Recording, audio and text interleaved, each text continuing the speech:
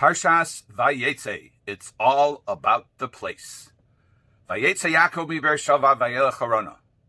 This is 28:10. Chaf Ches Yud. Yaakov went out of Beersheva and he went towards Haran. Next verse, Yud Aleph 11. Vayifga, listen to the place. Vayifga bamakom, and he reached the place. Vayolan sham, and he stayed there overnight. Kiva hashemesh, because the sun had set. Vayikach me'avnei hamakom, and he took from the stones of the place. Vayosam rashosav, and he put them under his head. He lay on the stones. He made himself a bed. Vayishkav, and he lay down. Oh, wait a second. It doesn't end there. Vayishkav bamakom hahu. He lay down in that place. In that place? It couldn't have just said Vayishkav and he lay down. Why does it say in that place? Well, Rashi does not ask that question, but he does answer the question. He says, Bamakom hahu lashon mi'ut. In that place, he lay down. The implication is he didn't lie down somewhere else. Well, that's lashon mi'ut, the language of exclusion. There and not elsewhere. Where's the elsewhere? Kan shachav. He lay down here. Avol Yud Dalid Shonim Sheshimesh Vayeitzei for the 14 years that he was dealing, meaning learning, in the Yeshiva of Ever. Some call it Yeshivas Shem Ve'ever. And we'll talk about what that is. Lo shachav balayla. He did not lie down at night. Shaya osek b'Torah, because he was studying Torah.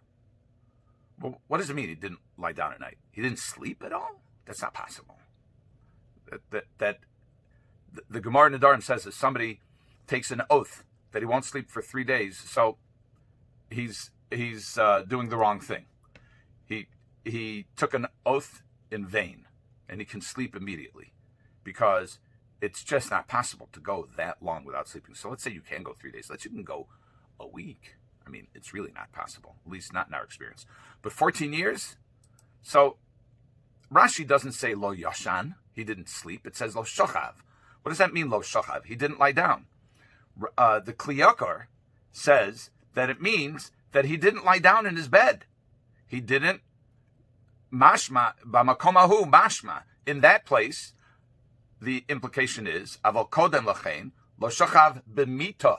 He didn't lie down in a bed. Why not? So this is based on a medrash. Medrash says he was so involved in learning, he was so steeped in his learning, that he never wanted to stop. He never stopped learning and then lay down, but rather, misnam named kasus. He used to nod off. The way a horse would nod off. He didn't take the time to take a break from his learning. That's extraordinary. It's physically possible, emotionally very challenging to maintain that kind of dedication, but these are the avos we're talking about. Doesn't mean he didn't sleep for 14 years. It means he didn't take a break. He was totally engaged. Now, wait a second. He was just sent by his father, by his parents, to base Lavan to find a wife. By what right does he have to learn 14 years in a yeshiva? This is a question that Rabbi Kamenetsky asks. He says, your father sends you to the store to pick up something for him. And what, you go to the base medrash and you start learning? You have a chiyuv. You have an obligation of kibbur of aim, of honoring your parents. You got to do what your parents say. What gives Yaakov the right, after Yitzchak sends him off to find a wife at Lavan's house? What right does he have to learn in Yeshivas Shem Ve'ever? In addition, says Rabbi Yaakov, he adds intensity to the question. According to Chazal, Yaakov learned with Avraham Avinu until Yaakov was 15 years old. And then he learned with his father. And he was in his 60s when he left. This was a full-fledged Talmid Chacham, we must assume, by the time he left his father's house. So number one, what gave him the right to deviate from doing what his father asked him to do? And number two, why did he have to learn Yeshiva Shem Ve'ever? So Rabbi Kamenetsky says that Yeshivas Shem Ve'ever is qualitatively different than the yeshiva of Avram and Yitzchak. So in what way? He says the yeshiva of the avos, the study of Torah, I don't imagine that the yeshivas were similar to what we experience now. They may have been, we don't know, we haven't been there, but certainly they were focused on studying God's word, studying God's will, on matters spiritual. And Rabbi Yaakov says that the yeshivos of the Avos were learned Torah on the highest of levels, and they were free of any outside influence, any evil influence, so much so that Sar Imenu says, Goreshus ha'ama azos, cast out this maidservant and her son, Yishmael, because they were contributing to a bad influence, bad atmosphere at home. So the atmosphere in the home of the Avos was really important, and it was insulated from evil. Yaakov says that's not adequate for dealing with the world. And Yitzchak knew this. When Yitzchak sent Yaakov to learn, when Yitzchak sent Yaakov to base Lavan, what Yaakov was really doing is preparing to deal with the negativity that one will encounter outside of a totally spiritual environment. And that requires a completely different training. And Rabbi Yaakov goes so far as to say that this is a training that neither Avraham nor Yitzchak Avinu could provide to Yaakov. This had to come from Shem Va'ever. Who were Shem Va'ever? Shem was the son of Noach. He lived at the time of the flood. And that was the time of Ki Yishchis Kol Basar Darko, that there was total corruption in the environment. And yet, he withstood the influence.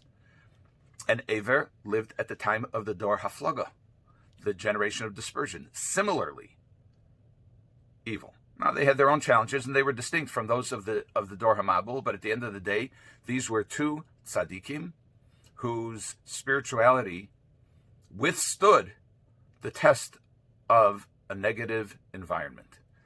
And that's a whole different limud. It's a whole different learning. Yaakov was going to base Lavan. He was going to a place that was rife with corruption, with lying, with deceit, with theft. He had to learn how to deal with that. Now, Rabbi Yaakov does not quote the Gemara in Megillah, but this might be a support for the point that he makes. The Gemara in Megillah describes how Yaakov proposes to Rachel, and he says, marry me. And Rachel says, okay, but my father is a trickster. Avi Ramoy. And Yaakov, surprisingly, at least surprising to Rachel, says, Achiv ana baramos. I'm his equal. I'm his brother in trickery. And Rachel says, is it okay for a tzaddik to do that? And Yaakov then answers, and perhaps this answer is as a result of his study in Yeshiva Shem Va'ever. Total speculation on my part, but it's consistent with Rabbi Yaakov's theory. He cites a verse from Shmuel. How that works out is a separate question, but the principle is, im navor titavor, vim ikesh titapo. With a straight person, you deal straight. With a crooked person, you deal crooked. What the limits of that are is an interesting and necessary question. But we know that one of the things that Yaakov did is he set up a password for Rachel so that Lavan could not trick Yaakov into marrying Leah. It turns out that Rachel disclosed the passwords to her sister, according to the Gemara and according to Rashi and Chazal. But Yaakov was prepared for Lavan's Ramos, for Lavan's trickery. Where did he learn that? It's quite possible, according to Rabbi Yaakov Kamenetsky's explanation, he learned it in Yeshivas Shem Va'ever. There is one type of limud, there's one type of learning when somebody is insulated from society and does not have to deal with people who wish to take advantage of you and harm you and don't share the same values. You're dealing with people with the same values. It's a different set of circumstances. Then the Didnt Torah are each one wants to pay the other, and they go to the Beis Din to say, no, I think I owe him money, and the other guy says, no, I owe this fellow money, and then they fight it out in Beis Din. It's not the only type, but those are the types of Didnt Torah you'll find, and there have been Didnt Torah like that. But then there's a different environment. And the other environment is a spiritually hostile environment.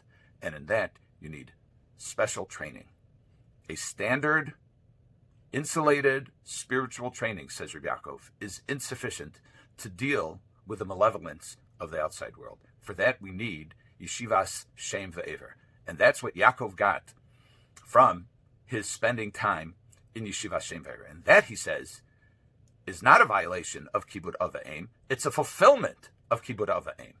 He went to Yeshivas Shem Ve'ever so that he could fulfill in the best way his father's command to marry someone from the house of Lavan and to raise a spiritual family. Rabbi Yaakov says it's similar to a father who says to his son, please buy me a lulav and esrog in the store and bring it back. Well, if the son doesn't know the halachos, then he has to stop and he has to learn the halachos before he goes to the store. And this is what Yaakov did, and this is what we all have to do. We have to know how to deal within a spiritually pure environment, and we also have to know how to deal with a spiritually contaminated environment. Have a good Shabbos.